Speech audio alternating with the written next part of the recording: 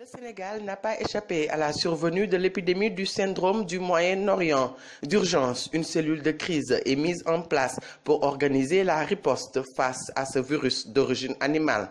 Nous sommes en plein dans un exercice international de simulation d'une crise sanitaire, un exercice qui s'inscrit dans les activités du projet P48 de l'Union européenne. André Chevalier, coordonnateur du projet.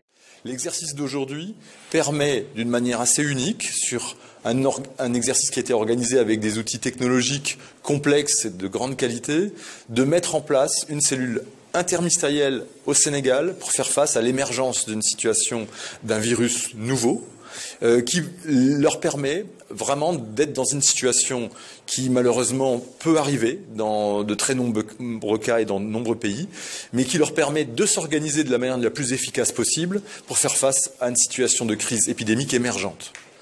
Et ça leur permet aussi, grâce à la présence de la République de Guinée et du Royaume du Maroc, de tenir compte de la pression et de la gestion régionale d'une crise épidémique.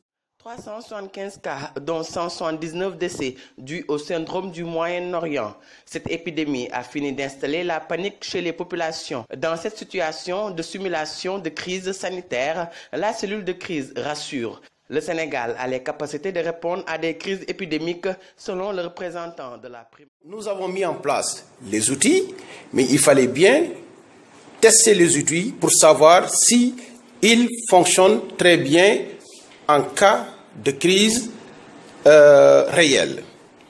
Et aujourd'hui, nous nous sommes rendus compte que nos outils sont bien en place et l'exercice nous a montré nos points forts, mais également nos points faibles, sans citer les points d'achoppement auxquels nous devrions apporter des mesures de correction.